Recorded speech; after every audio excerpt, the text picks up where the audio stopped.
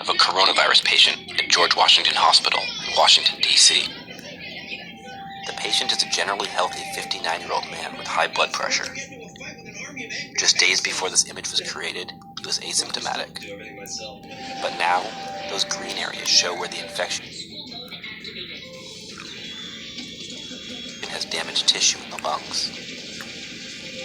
For many, COVID-19 will be mild, but for others, it's deadly. This video is about the latter path, how the virus kills. We'll start in China. 191 confirmed COVID-19 patients were in a hospital in Wuhan. 54 died. Of those 54, 50 had a condition known as ARDS. Acute respiratory distress syndrome is a condition that stops oxygen from reaching the organs.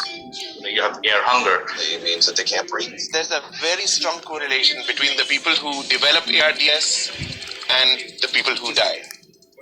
ARDS is not unique to COVID-19.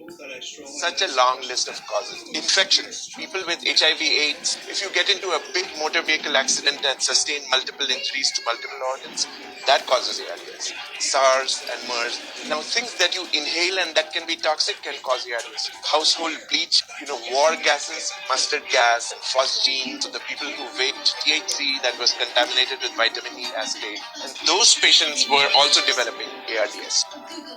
Here's what's actually happening when you get ARDS. When we breathe in air, oxygen goes down our windpipe and fills the lungs. Specifically, the small air sacs at the end of the lungs are the key to air exchange in the body. So that's why nature has created, or evolution has created this the barrier is so thin, it's just a few micrometers inside. So the oxygen has to go through just a little bit of collagen, the cell that lines the alveolus, into the red blood cell. Once it gets into the red blood cell, then the blood takes it, back into the heart and from there to the rest of the body. And this is the key to understanding why COVID-19 is killing people. That entire wall of the air sac gets damaged by the virus. Think of it like a thick layer of paint on the inside of the walls of a room, or a thick layer of mold on the walls on the inside of the room. That's what it looks like. As that wall becomes thicker, oxygen can no longer pass into the bloodstream, and your organs begin to suffocate.